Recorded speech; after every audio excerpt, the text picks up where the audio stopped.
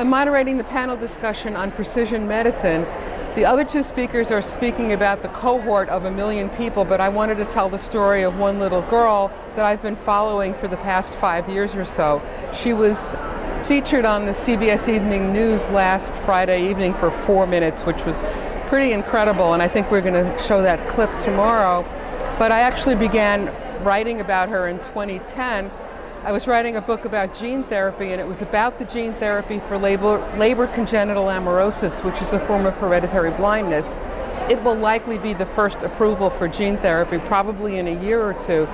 But I was sidetracked by Hannah's story because she lives 10 minutes away from me and the local newspaper was covering it. I quickly became very good friends with her mom, Lori. 2 chapters are about Hannah, so I've been following what's happening. And I was going to first talk about narrowing down a diagnosis and use a different family for each step because I've written about so many, but then I thought focusing on one child will have more of an impact. And I had no idea the CBS story would be just a few nights ago. So I'm going to be tracing Hannah's whole story from when she just had problems walking on her tippy toes through what's happened to her over the years. The story at this point culminates with the beginning of the clinical trial for a gene therapy, which began at the end of May, but Hannah was not number 1 in that trial. The CBS news coverage didn't go as far as to say why she wasn't number 1, and that's what I'm going to be talking about tomorrow.